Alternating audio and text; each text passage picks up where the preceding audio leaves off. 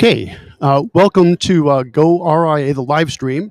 And this is a special episode. Today and tomorrow, I will be broadcasting and recording live at the FPA National Conference here in Phoenix, Arizona. With me today, we have a real special guest. To kick things off, we're starting off big. We have, Nice of you to say. yes, indeed, we have Dan Boysand, who is the chairman of the board of the CFP board itself. Dan, welcome to the show. Thanks for having me. You bet. I appreciate you taking some time. Before we get into the discussion, I do want to thank our sponsor, LPL Financial.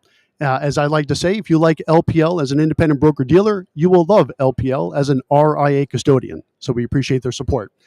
Okay, let's get into the discussion here. So Sure. Dan, as we were talking a little bit off camera, Yep. goRIA is all about providing information to advisors that are looking to make the move from the broker-dealer world to the RIA world. Yep. And so I think you're going to have some really relevant content for us. So before we get into that level of detail, let's stay broad and talk about your experience with the CFP board, especially as the chair. What are you guys up to? I know it's a big year for you this year. Yeah, it's a big year. The CFP board, the board of directors itself, is comprised entirely of volunteers. So I'm a practitioner. I'm one of 7 partners in an independent RIA based in Florida. Everybody else on the board, there's some RIAs on there, and there's some hybrids, and there's academics, and there's a wide variety of people on the board, all volunteers. Mm-hmm. And our job is to make the marks valuable to the consumers and to the people that hold the marks, that have earned that right. Right. So it's a constant evolution, right, of changes and updates and improvements. And that's what I've experienced on the board the 4 years that I've been there. This year, some of the notable things that have happened is we created a 501c6 organization. Yeah, I heard about that. Yeah. So the CFP board's always been a 501c3, which is a traditional nonprofit to benefit the public. We exist to benefit the public, and we do it through CFP certification. But as a C3, you can only say, supposed to only say or emphasize things that represent benefits to the public. Right. So the messaging that we've always had, like the ad campaign we've been running for the last decade plus, has always said things like "learn more at CFP board" or something like that. Mm-hmm. Well, when you're out there, and one of our priorities is to improve access to competent and ethical financial planning and to help develop the workforce, we're in a unique position as an organization to help move the needle in the quest for talent, because we're on 200 plus campuses around the country, and we're a nonprofit. Right? It's very different than the big firms that come in and recruit, right? So we think we can make a difference there, but when we're on campus, we're not supposed to be talking or emphasizing benefits to a would-be practitioner. When you say you're on campus, what do you mean by that? So all the registered programs, there's over 100 degree programs for financial planning. Right. Now. I didn't think about that. Yeah. You go through that educational process, then you're eligible to sit for the exam. Mm-hmm. It's like a little CFP school kind of thing, right? Make that a little closer. Yeah. So we're uniquely positioned to be able to help move the needle and build awareness on campus about careers in financial planning. It's an attractive career choice, right? For sure. But we're limited in what we could say. So if we were to start a credentialing group today, it would almost certainly be set up as a 501c6. That's what the IRS would require. And so we just created the 6, moved the credentialing over to the 6, and now we could be much more direct in our communication about career opportunities. And it's enabled us to, even go younger. We were exhibiting at the Girl Scouts National Convention just a few weeks ago to kind of plant a seed that this is something that can happen. This is a great career. It's not, it's not. A lot of people have the impression that it's about math or about sales, and there's certainly elements of that in the business, the career. But there's so much more to it. I mean, it is a helping profession at its core. And that's very appealing to a lot of people once they get to know financial planning. I mean, half the crowd here probably stumbled into financial planning, right? For sure. We're trying to make it easier for them to stumble into it.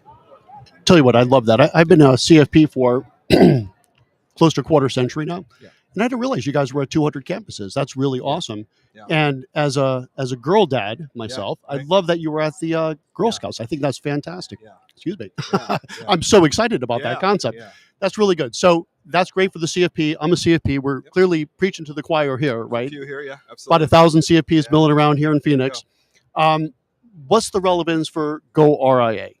Here's the reason why I was really excited that you accepted to be on the show here with us. Yeah. It is my belief, right, that consumers need to understand if they're working with a real planner or a Pinot. You know what a Pinot is? No, I probably do, but no. Tell me. So a Pinot is a planner in name only. Yeah, okay. Yeah. Sure. Now, I came up with that about a month ago, and I'm trying to make it a thing. So Pinot, planner in name only. And we need to do whatever we can to help clients and consumers understand when they're dealing with a real advisor that's really giving them planning, or someone that's just selling a lot of product with the highest possible commission. Sure. Now, how does that relate to going RIA?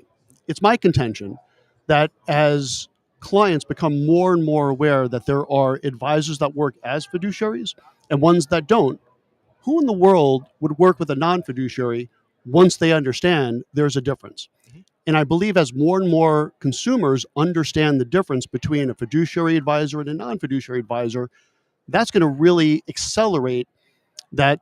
I'm going to call it a land rush from the broker-dealer space to the RIA space. Could you speak to that a little bit?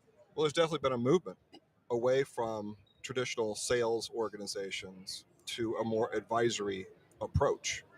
And that has absolutely spilled over into a full-fledged movement out of the broker world into the RIA world. I mean, I did it 23 years ago. I gave up my FINRA licenses. And I got to tell you, I didn't instantly become smarter, and I didn't instantly become more ethical. What I did was I limited the conflicts of interest that I had to a much more visible set that I felt was more manageable.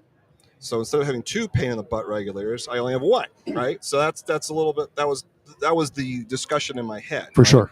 So a lot of people want to paint it as this moral problem, right? All salespeople are scum and stuff. That's just not correct. I mean, most of the people that are in brokerage business are good, hardworking people trying to do the best for their client. But it's a system that's very opaque generally, right? And clients don't want that. And a lot of clients don't know what a fiduciary is, in that if you ask them what's a fiduciary, they won't give you a good definition. I don't think many advisors can either. Correct. But if you ask them what are the characteristics of the person you want advising you, everything they say is going to be probably fiduciary. Right? That's right. Somebody that's helping me, focused on my needs, puts my interests first, et cetera, and isn't getting a kickback somewhere or has some perverse incentive to steer me in a direction that's not good for me, right? They'll use that kind of language. Absolutely. So, we've been in the business, sounds like about the same time, as I could tell by the hair. Yeah, that's the point now. But here's a story I like to share when it comes to fiduciary. So I started off as a stock broker, like calling people up, selling them stocks, which I can hardly even imagine anymore. But that's what I did back in New York City 30 years ago. And 4 years into my career, I was like, you know what, the stock thing, it was fun. I loved doing the research and it was exciting. But I really wanted to be more holistic. So I went cold turkey from selling stocks to going right into fee-based financial planning and asset management, got my CFP about a quarter century ago. And when I got that CFP, I was so proud to tell prospective clients, hey, I'm working as a fiduciary with you 25 years ago. And what do you think the most common response to that statement was? Okay. Huh? Yeah, okay, whatever. Yeah, you got an office, you got a tie, it's cool. Sure. Right? Yeah. Now, fast forward a quarter century, I'll tell you this.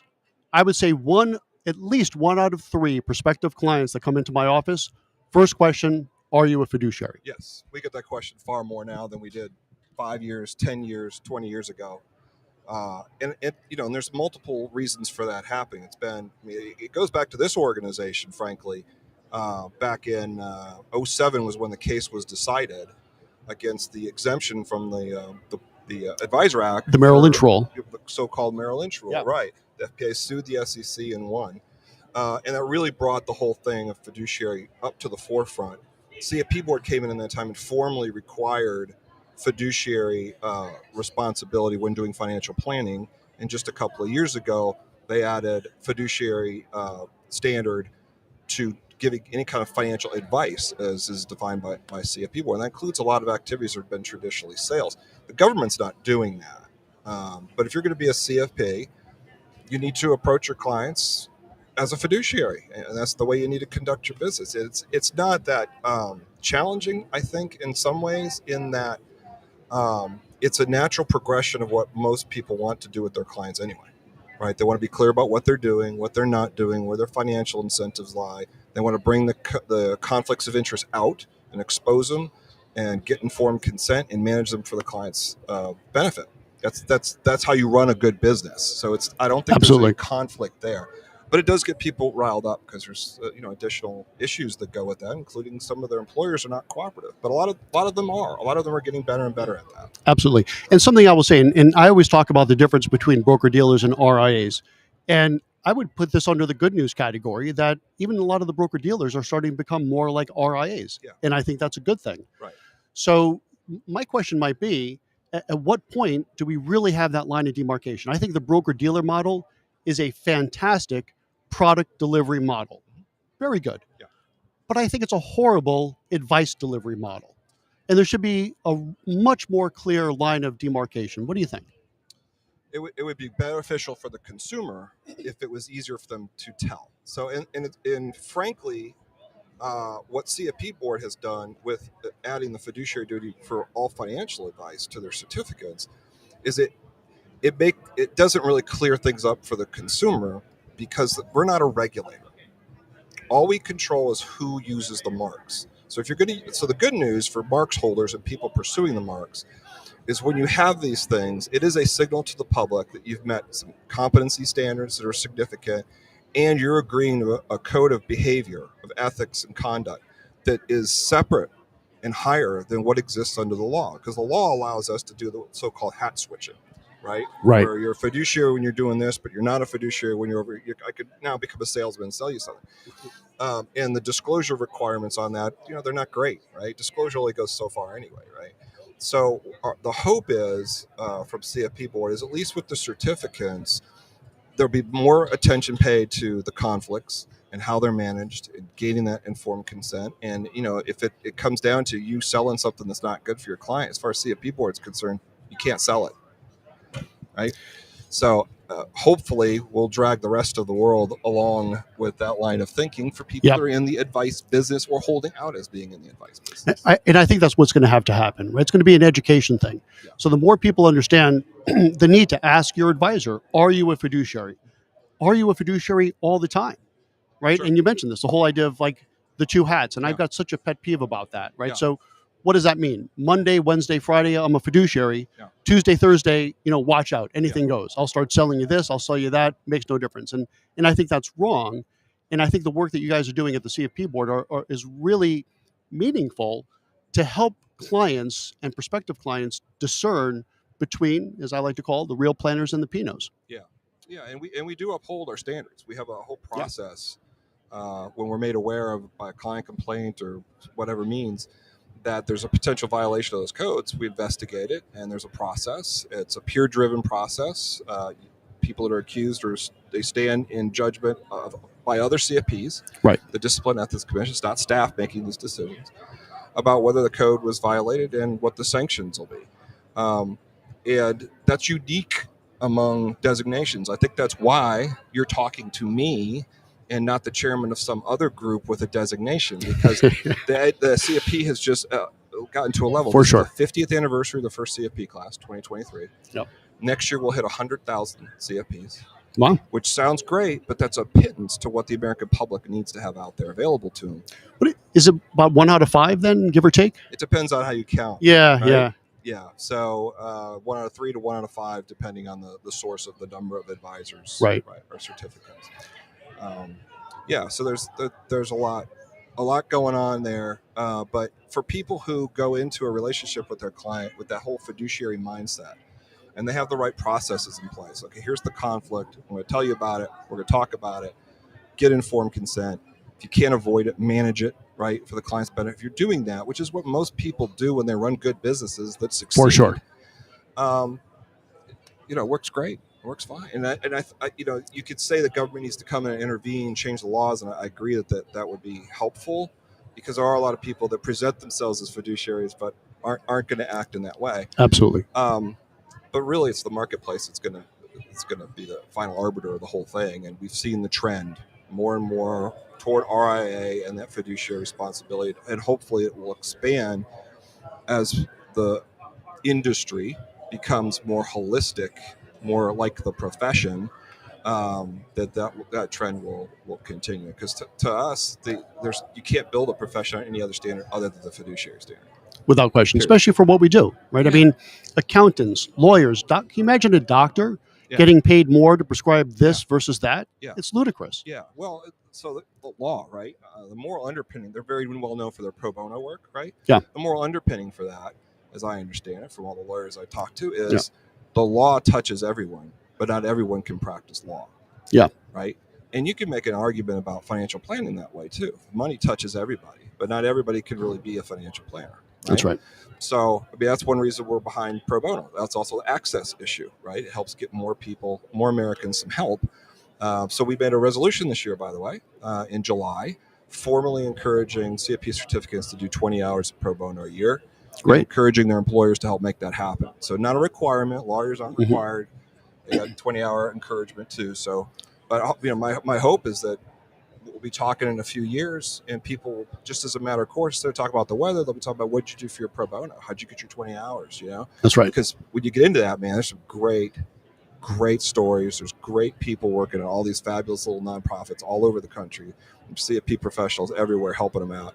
It's really very uplifting to talk to people that do pro bono. That's right. Really excited about it. Yeah, I actually used to chair and still do actually co-chair the pro bono for the FPA Connecticut. Yeah. And I tell you what, it is so satisfying to do, and it's great for everyone. It's really great for the younger advisors because it gives them that entree into how does the process work. Yep. And it's just a great way for the more senior advisors to give back. So it's all good. I'm really glad you mentioned that because the little plug for the Foundation of Financial Planning Sure. was on that board for a few years too. They just came out with a report within the last 2 weeks actually about pro bono and the business case for it. And what you're talking about, it really is very helpful in developing younger or newer planners with their interpersonal skills, as well as the technical and all the other feel good things about helping somebody that wouldn't get help otherwise. So there's a big, very strong business case for organizations of all sizes to really be supportive of pro bono. Sounds good. And that sounds like a good place to wrap up for today. So Dan Mosan from CFP, thank you for all the work you guys are doing over there. Thank you. I'm a proud CFP certificant for the past quarter century and love it. And I really do think it's meaningful as we talk about going RIA, putting a spotlight on real planners versus these Pinos.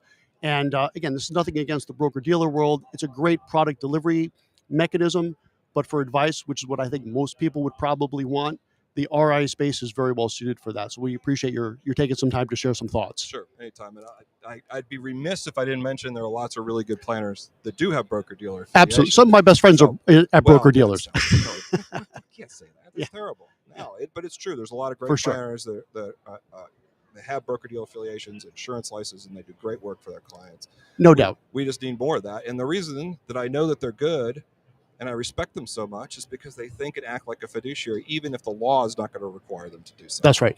And as we see more of this trend toward this, we talked about this earlier, the broker-dealer world acting more as RIAs. Yeah. And I think a lot of these big broker-dealers are going to turn into just really big RIAs, and that's good too. Could be, yeah. Sounds absolutely. good. Yeah. All right, Dan, thanks again for joining us. I appreciate it. Appreciate it. And so again, we're going to be broadcasting here live from the FPA National Conference in Phoenix.